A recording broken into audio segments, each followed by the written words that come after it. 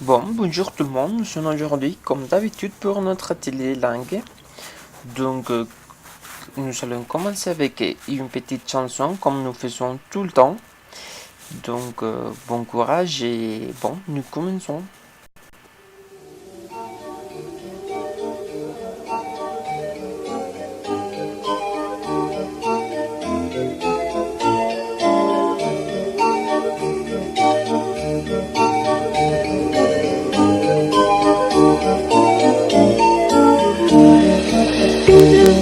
Vive le vent, vive le vent d'hiver qui s'en va sifflant, soufflant dans les grands sapins verts. Oh, vive le temps, vive le temps, vive le temps d'hiver. Boule de neige et jour de l'an et bonne année grand-mère. Sur le long chemin, tout blanc de neige blanche, un vieux monsieur s'avance avec sa canne dans la main. Et tout là-haut le vent qui siffle dans les branches, lui souffle la romance qui chante des petits enfants. Oh, vive le vent, vive le vent, vive le vent d'hiver qui s'en va sifflant, soufflant dans les grands sapins verts. Oh, vive le temps, vive le temps, vive le temps d'hiver. Boule de neige, jour de l'an et bonne année grand-mère. Et le vieux monsieur s'avance vers le village. C'est l'heure où tout est sage et l'on danse au coin du feu. Et dans chaque maison court un air de fête. Partout la table est prête et l'on entend la même chanson.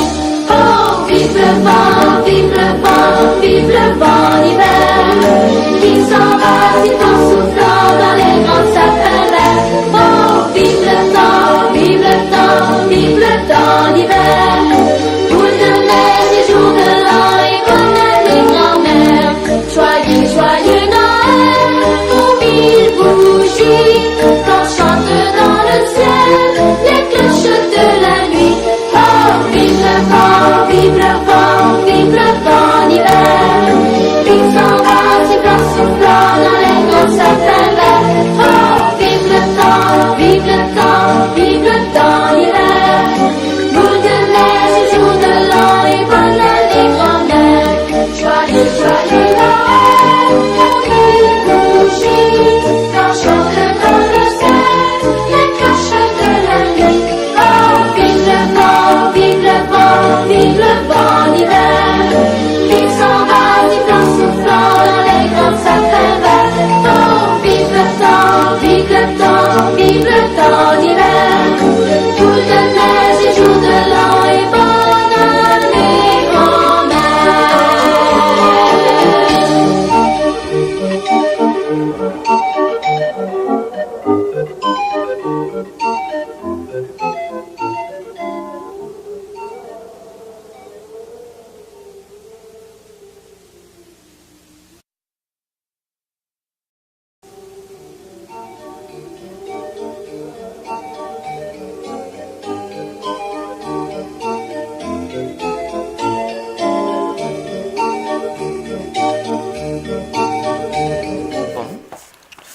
Nous allons commencer, on va continuer avec les autres temps très importants du verbe avoir.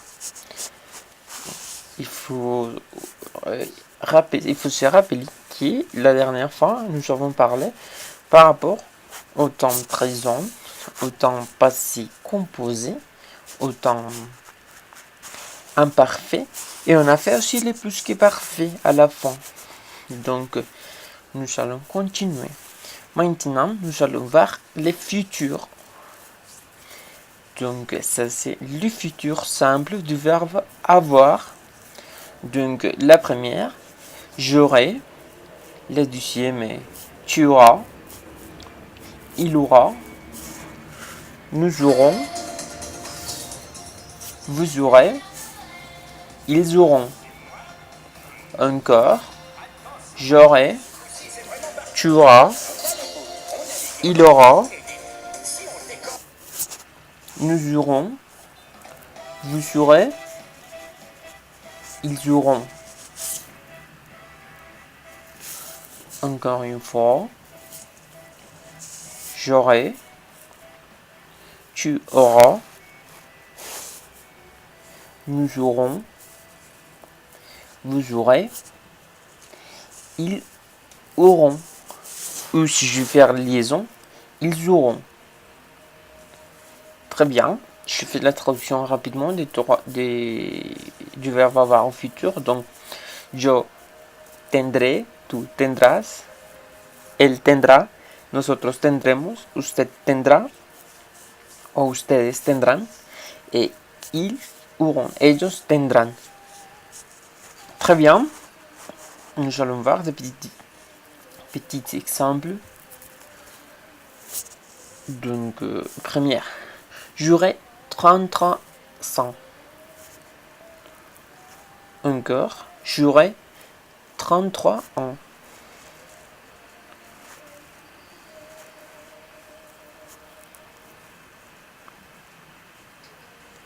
Répétez après moi, s'il vous plaît. J'aurai 33 ans.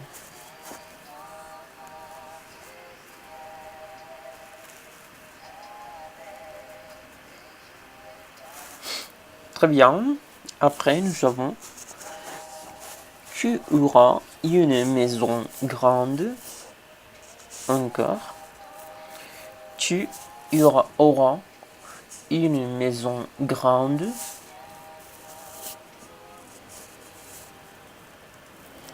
Très bien. Après, il aura une sœur bientôt. Encore. Il aura une sœur bientôt. Répétez après moi, s'il vous plaît. Il aura une sœur bientôt.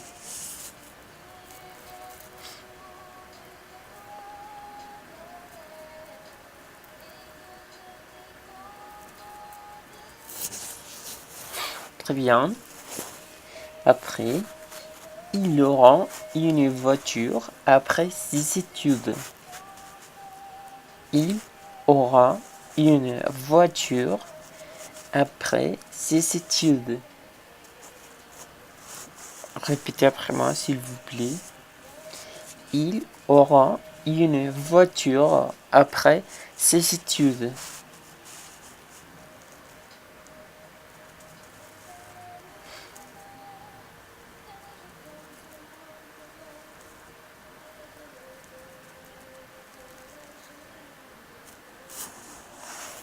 Après, mon père n'aura pas dîné, il a déjà mangé.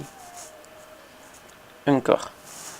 Mon père n'aura pas dîné, il a déjà mangé. Encore une fois. Mon père n'aura pas dîné, il a déjà mangé.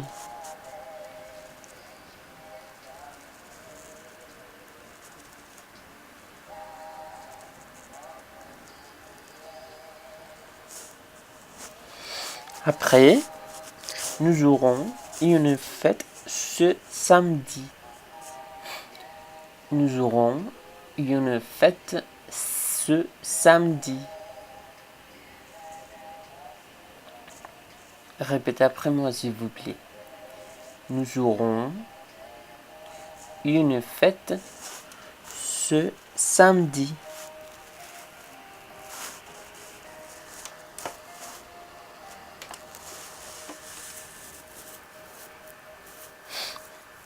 Très bien, après. Aurez-vous un livre de Victor Hugo? Encore.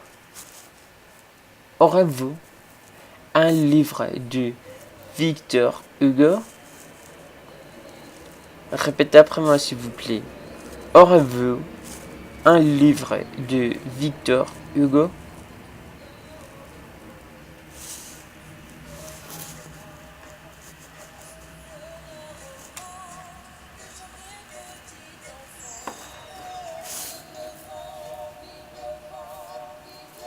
Et pour finir, ils auront la raison les jours que je me trompe.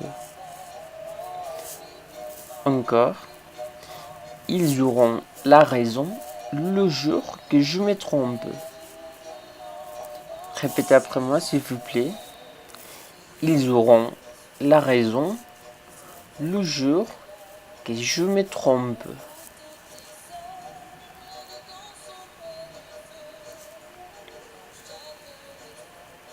Très bien, je vais faire une traduction. Première, yo tendré 33 años. Après, tú tendrás una casa grande. Après, ella tendrá una hermana muy pronto.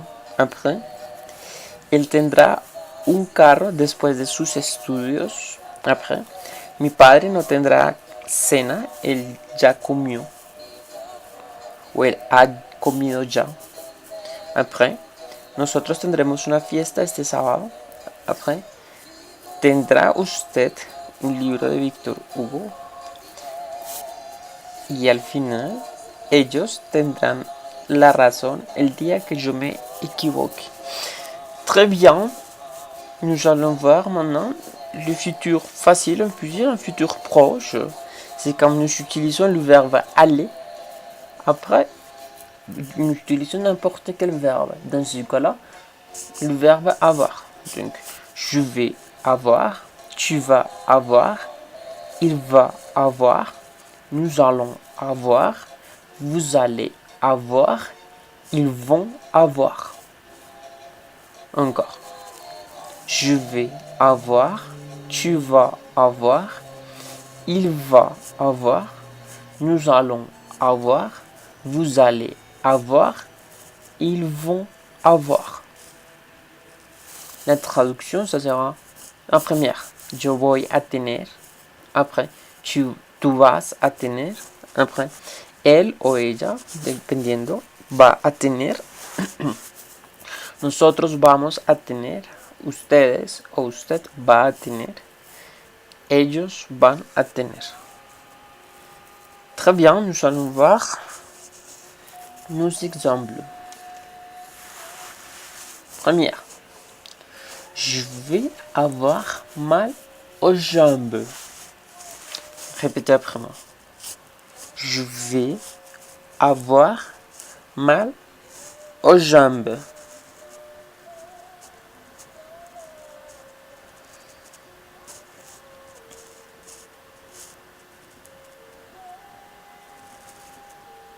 Très bien. Après, tu vas avoir un chien comme cadeau de Noël. Après, pardon, encore, tu vas avoir un chien comme cadeau Noël.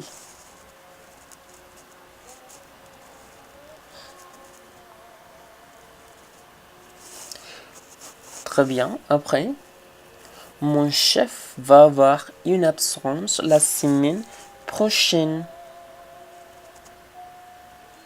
Encore. Mon chef va avoir une absence la semaine prochaine.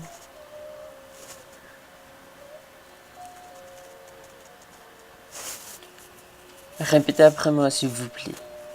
Mon chef va avoir une absence la semaine prochaine.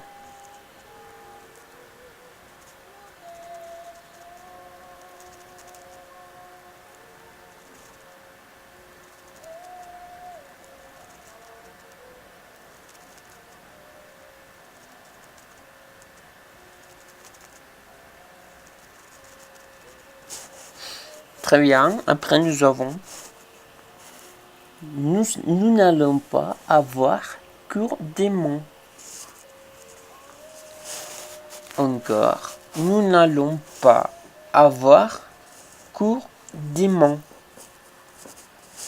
Répétez après moi, s'il vous plaît. Nous n'allons pas avoir cours demain.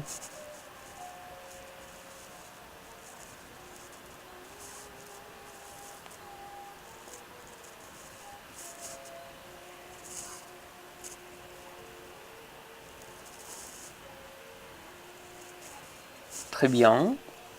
Après, vous allez toujours avoir votre facture. Encore, vous allez toujours avoir votre facture. Répétez après moi s'il vous plaît. Vous allez toujours avoir votre facture.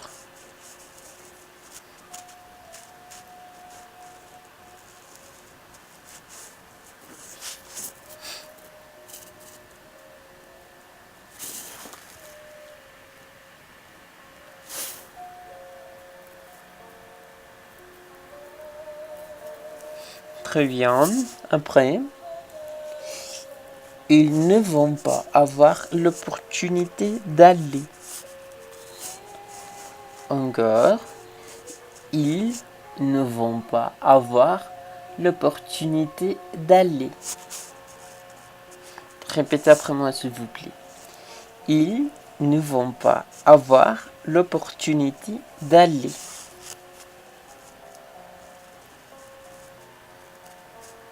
Bon, j'ai la traducción première. Yo voy a tener dolor en las piernas. Après, tú vas a tener un perro como regalo de Navidad. Après, mi jefe va a tener una ausencia la semana próxima. Après, nosotros no vamos a tener clase mañana. Après, usted siempre va a tener su factura. Y a la fin, ellos no van a tener la oportunidad de ir.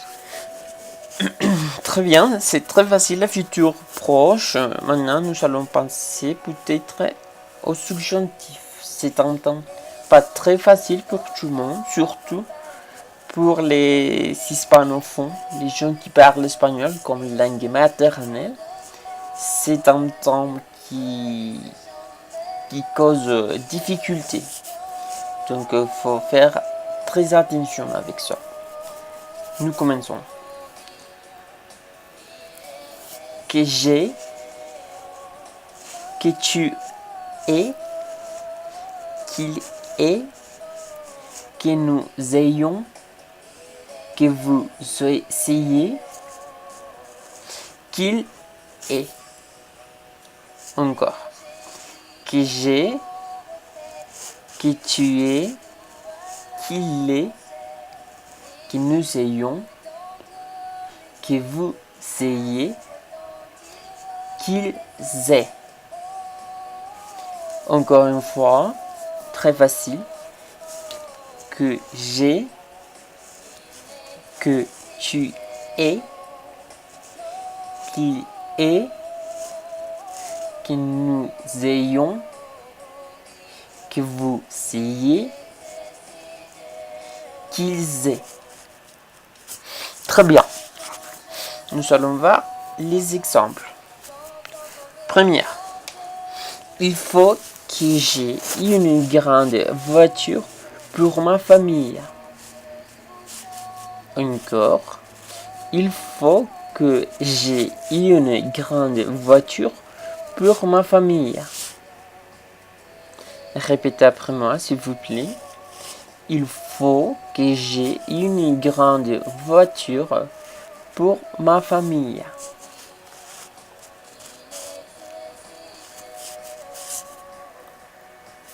Très bien. Deuxième après. Il faut que tu n'aies pas besoin d'aide. Encore. Il faut que tu n'aies pas besoin d'aide.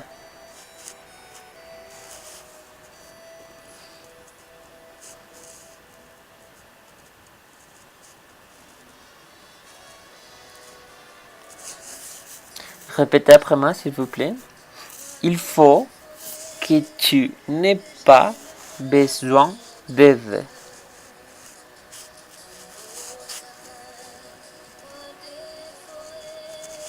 Très bien, après. Il est nécessaire, il me manque là le mot est du verbe être, il est. Désolé. Après, entre il est nécessaire, il manque est du verbe être. EST. D'accord? Très bien. Donc on va l'imaginer qu'il est là. Il est nécessaire qu'il ait un sapin du Noël. Encore. Il est nécessaire qu'il ait un sapin du Noël.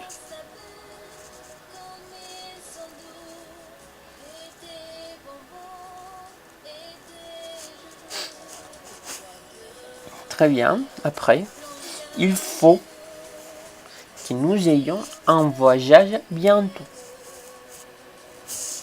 Il faut que nous ayons un voyage bientôt. Répétez après moi, s'il vous plaît. Il faut que nous ayons un voyage bientôt.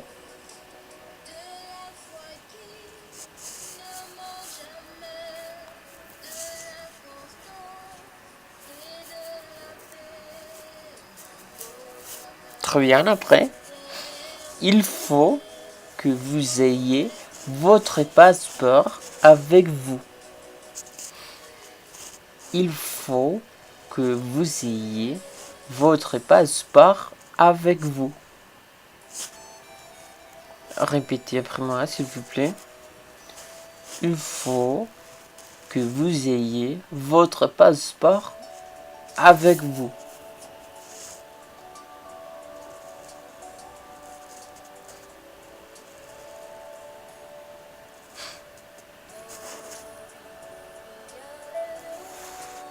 Très bien. Et à la fin, il est nécessaire qu'ils aient les résultats.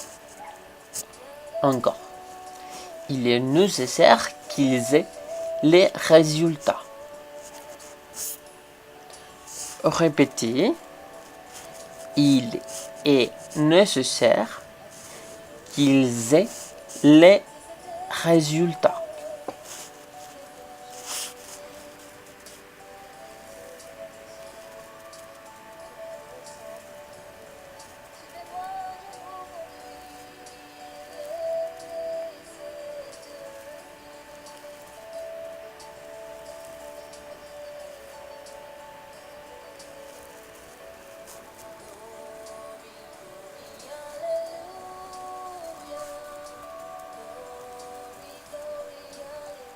Très bien, je vais faire la traduction. Première.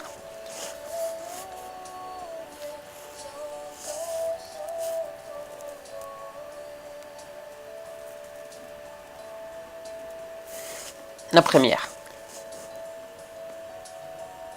Es necesario que yo tenga un carro grande para mi familia. Après.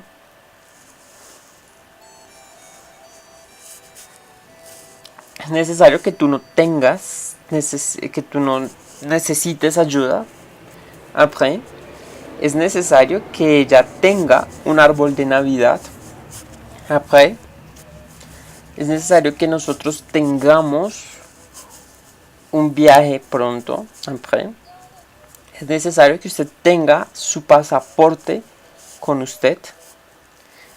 Y al final, es necesario que ellos tengan los resultados. D'accord. Je peux construire le subjonctif aussi par exemple avec je voudrais que tu aies un passeport. Oh, je sais pas, quelque chose comme ça. Je voudrais, mais jamais avec le verbe j'espère. Les subjonctifs, on l'utilise jamais avec le verbe espérer. J'espère que, je sais pas, mais jamais en subjonctif. Je peux l'utiliser au présent, infinitif, etc. Mais jamais au subjonctif avec le verbe j'espérais.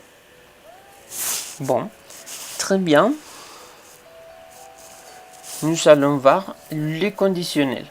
C'est pareil plutôt au futur simple, mais c'est pas le même. Il faut regarder les différences. Vous voyez là et là. Les terminaisons sont différentes. Regardez là, les futurs simples, et là, le conditionnel.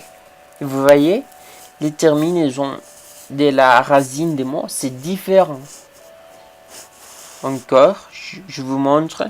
Comme ça, vous pouvez regarder la différence. D'accord. Bon, nous allons commencer avec les conditionnels. Première. J'aurais, tu aurais, il aurait, nous aurions, vous auriez, ils auraient. Encore. J'aurais, tu aurais, il aurait, nous aurions, vous auriez, ils auraient, pardon. Encore. J'aurais, tu aurais, il aurait, nous aurions, vous auriez, ils auraient.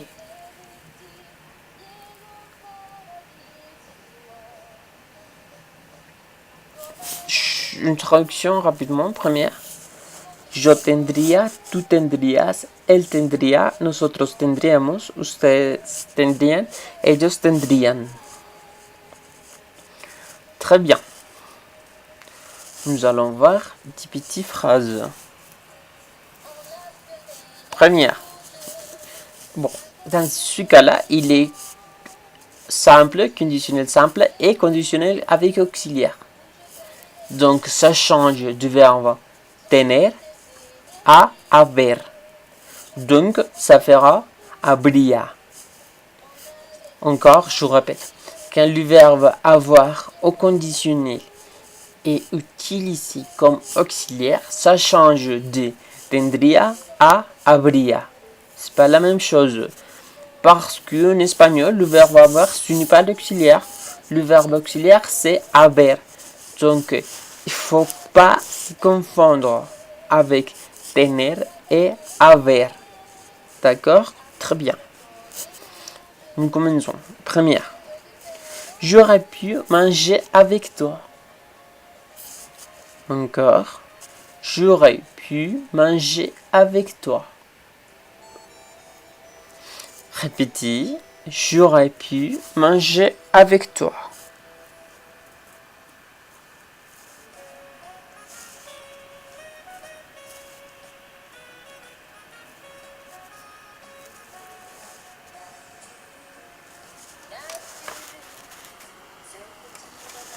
Très bien.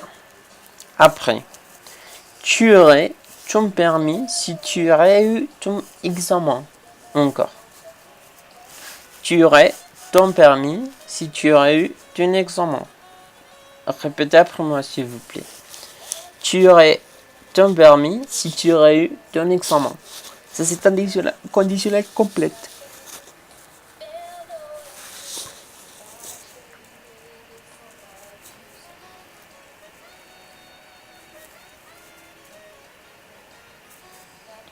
Très bien, après. Il aurait réussi son examen s'il aurait étudié. Encore. Il aurait réussi son examen s'il aurait étudié. Double conditionnel. Encore. Répétez après moi, s'il vous plaît.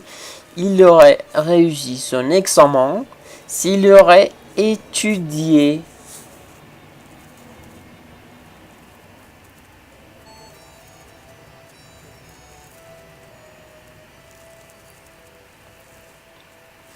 Après, nous aurions eu l'opportunité. Encore, nous aurions eu l'opportunité. Répétez après moi, s'il vous plaît. Nous aurions eu l'opportunité.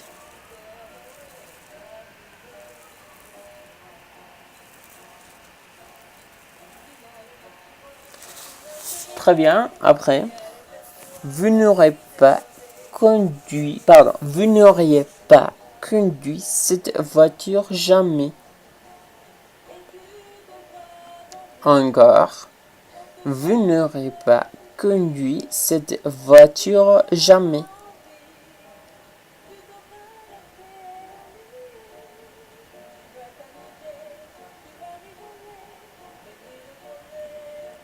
Et à la fin, ils auraient ses portables s'ils étaient sérieux. Encore, ils auraient ses portables s'ils étaient sérieux.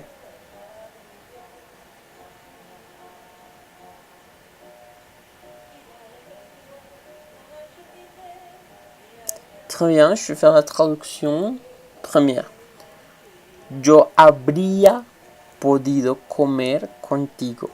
Encore, quand le verbe avoir marche comme auxiliaire dans le temps conditionnel, ça change du tendría a habría. Comme ce cas-là, il dit yo habría podido comer contigo. Très bien. Après, tú tendrías tu permiso, tu licencia para conducir si tú hubieras tenido tu examen.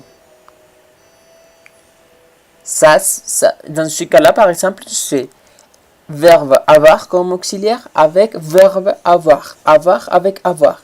C'est double. Mais dans la première, c'est l'auxiliaire. Après, c'est le verbe conjugué au passé composé. Pour former les conditionnels. Très bien. Après. Él habría pasado su examen s'il hubiera estudiado. Vous voyez, c'est pas lui-même. Première, ça marche comme comme auxiliaire. Après, c'est direct, le conditionnel. Encore. Él habría pasado su examen si él hubiera estudiado. Très bien. Après. Nosotros hubiéramos tenido la oportunidad. Après, usted no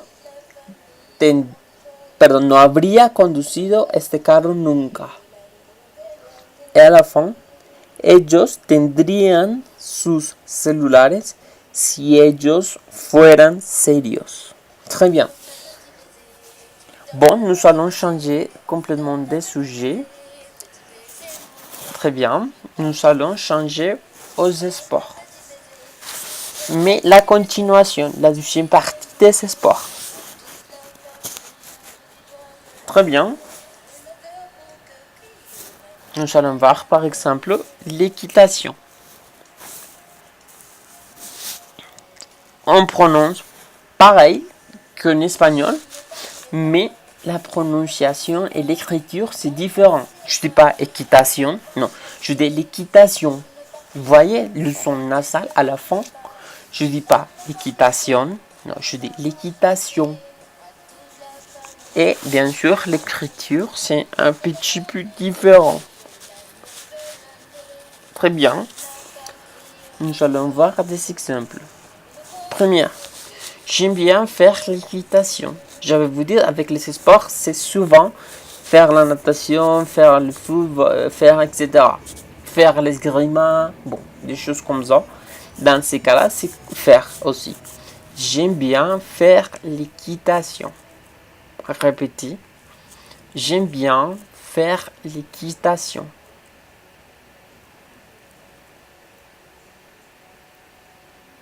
Après, mes enfants ont peur du cheval.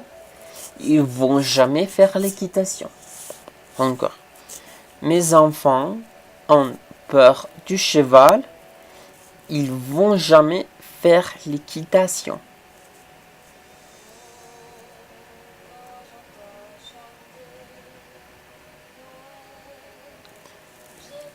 Très bien, et à la fin, nous avons l'équitation. C'est un sport très joli. Encore. L'équitation, c'est un sport très joli. Répétez après moi, s'il vous plaît. L'équitation, c'est un sport très joli.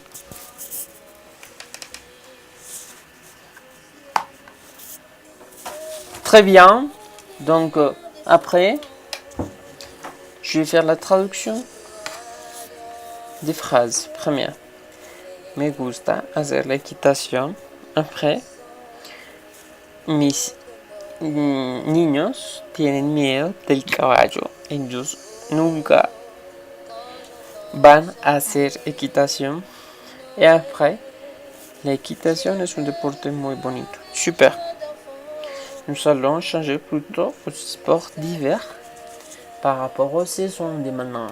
En l'hémisphère nord, cet hiver, comme par exemple au Canada, cet hiver, donc, nous pouvons faire le ski. Skier. Les Français, ils disent souvent skier, mais tu peux dire aussi faire le ski. Donc, je pense la façon juste, c'est faire le ski. Mais vous allez entendre plusieurs fois, et sûrement c'est aussi correct, skier.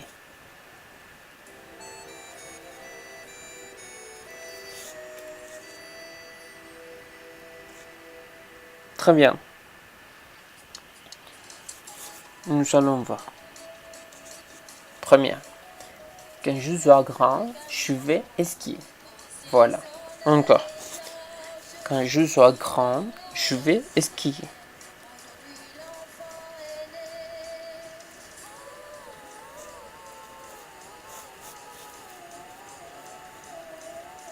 Encore. Quand je sois grand, je vais skier.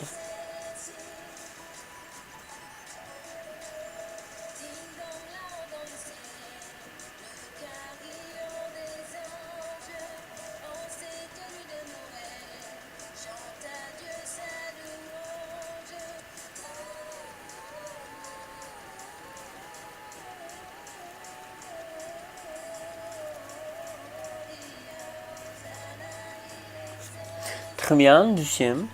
Mon fils n'aime pas faire le ski. Il a peur de se faire mal.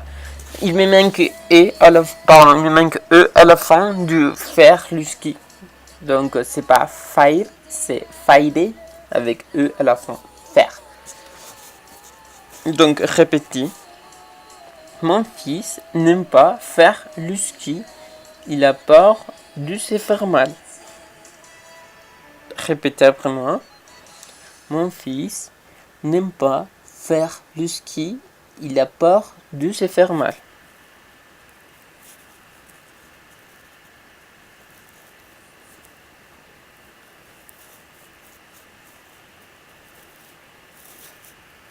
Très bien.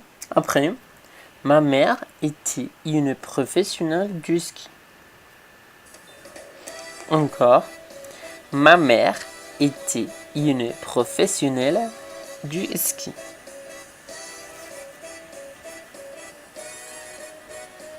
Encore.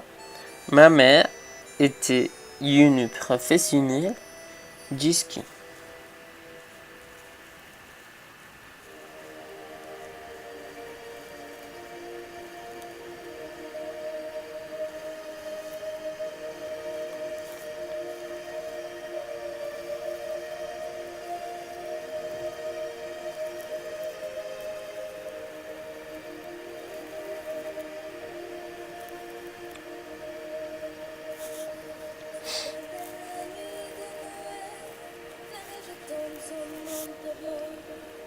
Donc, je vais faire la traduction de 3 phrases. Première, cuando sea grande yo voy a esquiar. Après, mi hijo no le gusta hacer esquí, él tiene miedo de hacerse daño. Et à la fin, mi madre era una profesional del esquí. Super. Nous allons voir par exemple la patinoire. Dans ce cas-là, à glace. Patinoire, ça marche pour la patinoire normale, on va dire, mais à glace aussi. On ne dit pas dans à glace quand c'est les cas de patines. Donc la patinoire. Patinoire à glace. Ça marche, comme je vous dis. Patinoire, on va dire normal. Et patinoire à glace. Très bien. Première. Dans les Jeux olympiques d'hiver, j'adore la patinoire à glace. Encore. Dans les Jeux olympiques d'hiver, j'adore la patinoire à glace.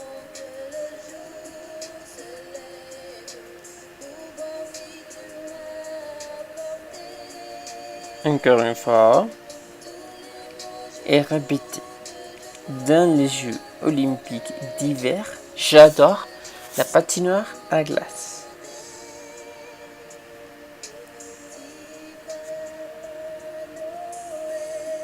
Après, j'aimerais bien apprendre à bien faire la patinoire, mais à glace.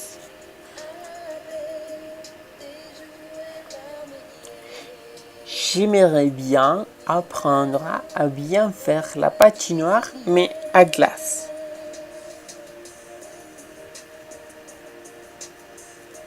Répétez.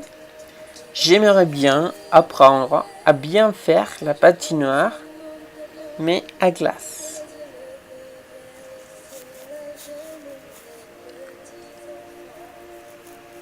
Et à l'avant, nous avons je ne trouve pas des patins à glace pour cette saison et pouvoir faire la patinoire. Encore. Je ne trouve pas des patins à glace pour cette saison et pouvoir faire la patinoire.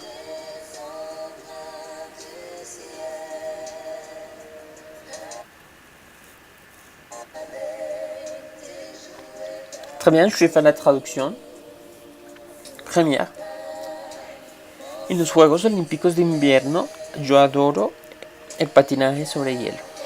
Après, me encantaría o me gustaría aprender a patinar bien, pero sobre hielo. Y a la fin, yo no encuentro patines sobre hielo para esta temporada y poder patinar. Très bien. Et nous allons changer plutôt aux motos de neige. Très, très, très intéressant, je pense. Moto, c'est pareil. De neige. Moto, de neige.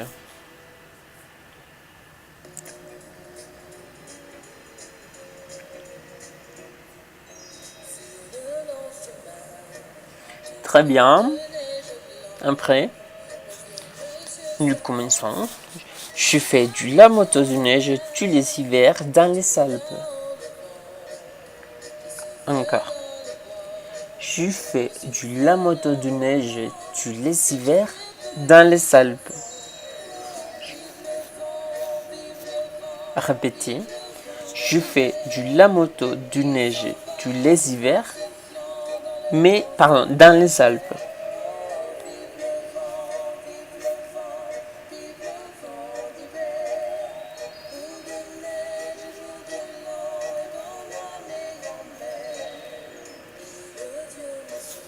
Après, ma fille a essayé à faire de la moto de neige et elle a trop aimé.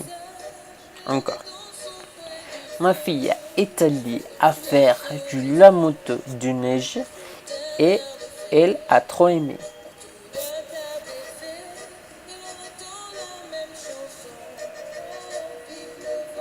Après, mon cousin est professionnel en faisant de la moto de neige. Encore. Mon cousin est professionnel en faisant de la moto de neige.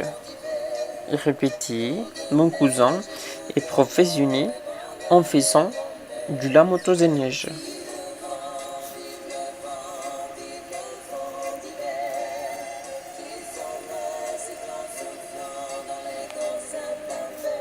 Très bien, je vais faire la traduction de la première. Yo monto moto de nieve todos los inviernos en los Alpes. Après, mi hija ha ido a montar moto de nieve y ella lo ha amado demasiado, le ha encantado demasiado. Y a la fin, mi primo es profesional montando moto de nieve.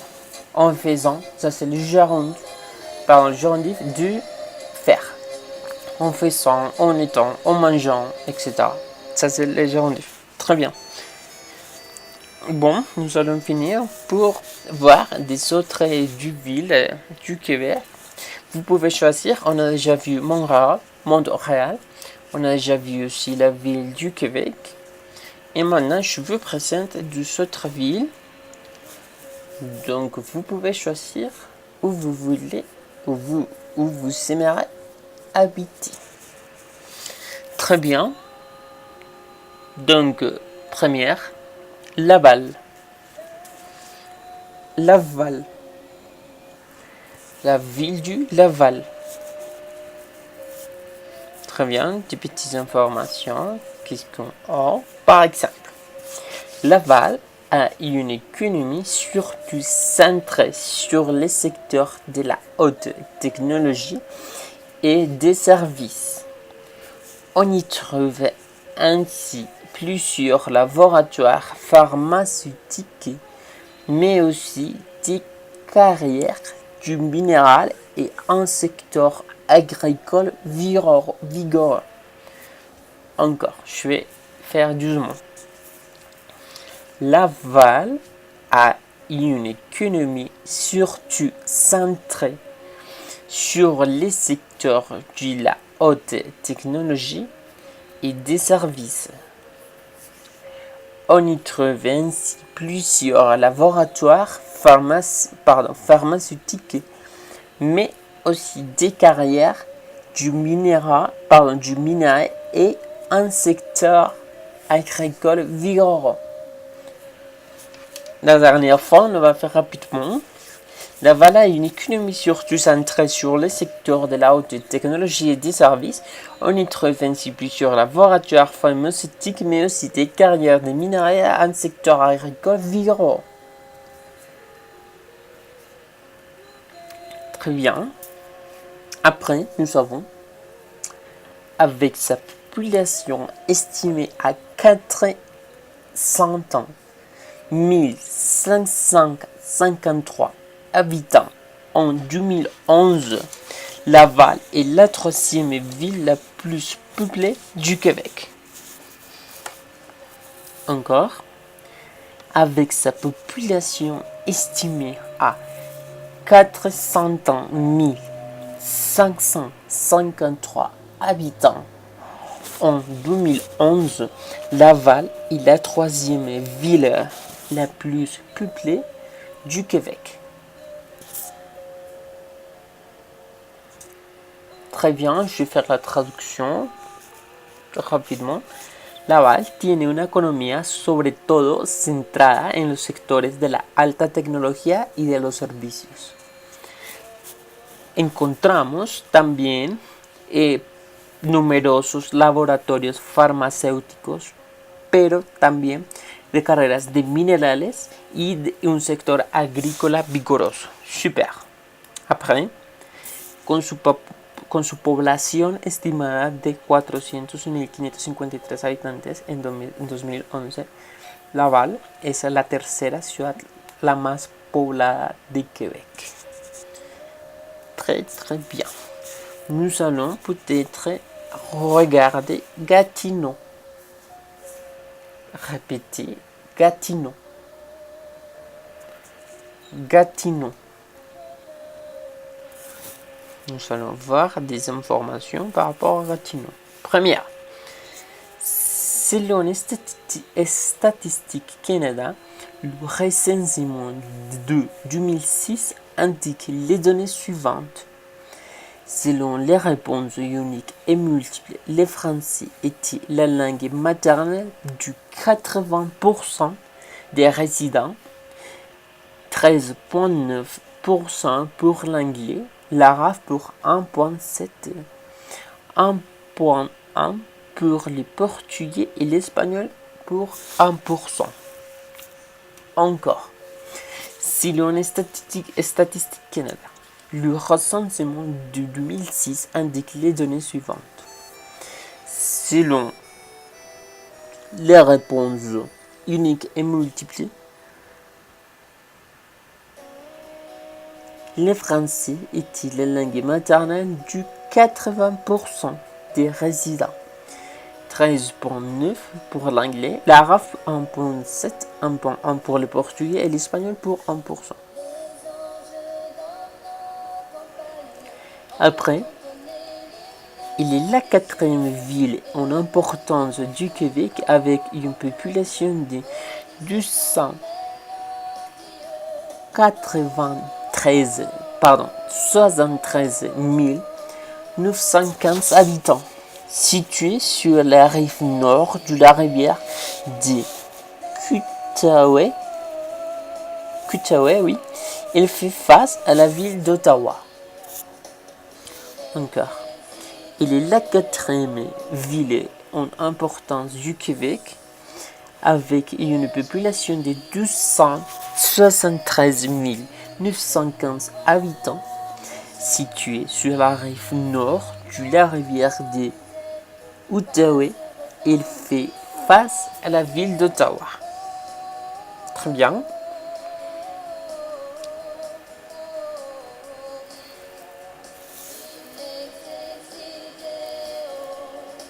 Je vais faire la traducción première. Según Estadísticas Canadá, el censo 2006 indicó los datos siguientes. Según las respuestas únicas y múltiples, el francés era la lengua materna del 80% de los residentes. Si bien el francés, 80% de los residentes tienen como lengua materna francés. Súper importante el francés. El 13.9 para inglés, el árabe 1.7, 1.1 portugués y español para 1%. Après, ella es la cuarta ciudad en importancia de Quebec, con una población de 273.915 habitantes, situada en la parte norte del río de Outaouais. Ella está frente a la ciudad de Ottawa. Très bien. Bon, j'espère que vous avez bien appris un petit peu par rapport à notre cours de langue aujourd'hui, le verbe avoir, un petit peu par rapport aux sports et sur les autres villes du Québec. Bon, je vais laisser avec une petite vidéo par rapport à Montréal. Et très bien, donc le samedi prochain, ça sera le dernier atelier de l'année. Donc bon, je vous espère. Je vous dis à la prochaine et merci.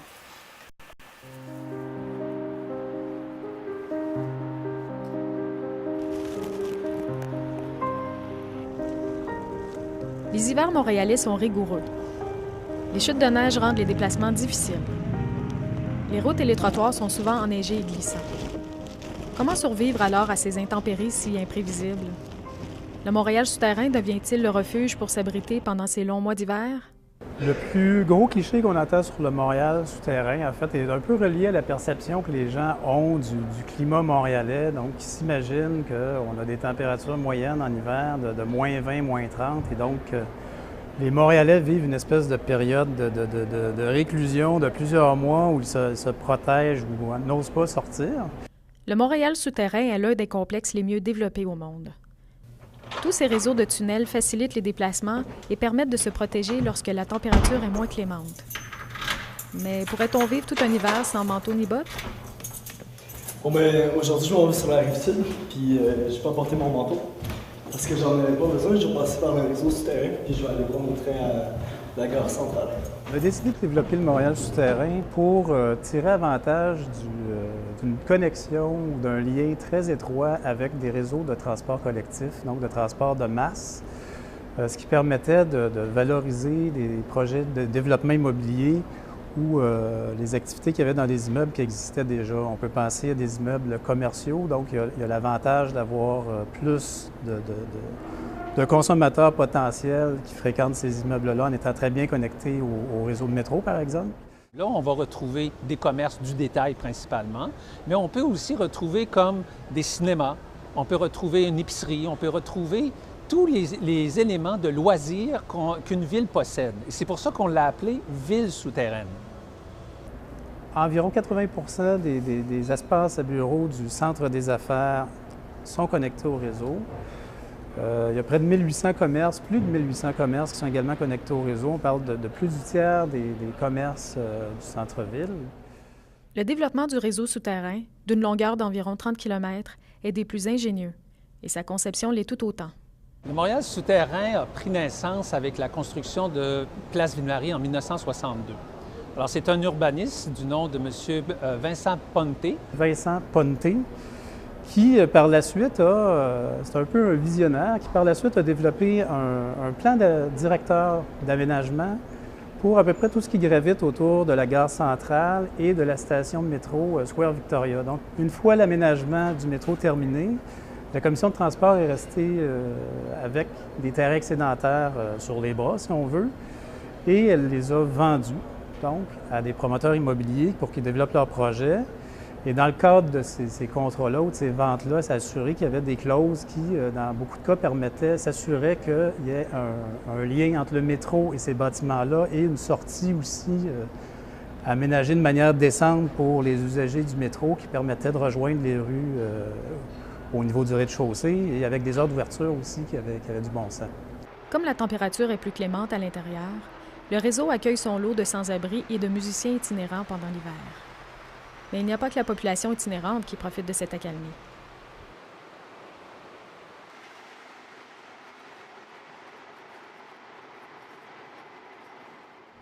On compte 50 000 personnes qui habitent le centre-ville, mais on compte 500 000 personnes qui viennent dans le centre-ville à Montréal.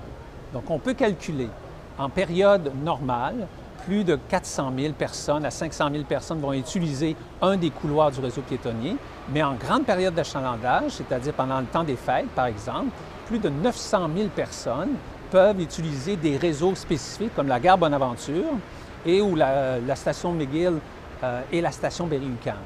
Donc, ça fluctue en fonction des activités qui se passent dans Montréal. Aujourd'hui, on va retrouver des choses qui ont été modelées, c'est-à-dire on ne pense plus aux éléments du détail, mais on va penser à des vitrines culturelles. Donc, dans les nouveaux couloirs du quartier international, on va avoir des espaces réservés à l'art, à l'expression artistique et des espaces réservés aux galeries, comme le Musée Pointe-à-Callieres ou le Centre canadien d'architecture. Le dernier élément qui rend le quartier international particulièrement intéressant, c'est la qualité des aménagements qui ont été réalisés dans le cadre de ce projet-là. Donc, on a accordé une grande attention à la lumière naturelle qu'on essaie de faire rentrer dans les tunnels, entre autres. Il y a des variations de texture ou de forme ou d'espace pour les murs qui font les tunnels qui sont intéressantes. Il y a des espaces intérieurs aussi qui sont très intéressants. On pense que le Montréal intérieur, c'est juste des couloirs de magasins. C'est absolument pas ça, c'est beaucoup plus que ça. C'est un mode de vie qui a été vraiment accentué dans les années 60 où on pensait être protégé de tous les effets des environnements. Mais c'était tout simplement pour extensionner l'espace de sécurité, de circulation en hiver et d'extensionner la période commerçante entre les deux. Le Montréal intérieur est là pour faciliter les choses. Alors, il est là pour faciliter la circulation des gens. Alors, c'est pour ça qu'il y a des besoins qui sont très importants. L'accessibilité, ce qui n'est pas toujours le cas aujourd'hui, surtout pour les personnes en chaise roulante et autres, personnes âgées. Deuxièmement, la sécurité. Et je dois dire qu'ici, c'est une ville qui est très sécuritaire comparativement à bien d'autres villes. On peut s'y promener en toute sécurité. Bon, c'est ici que je vous quitte. On est arrivé à la gare centrale. Je vais en prendre le train.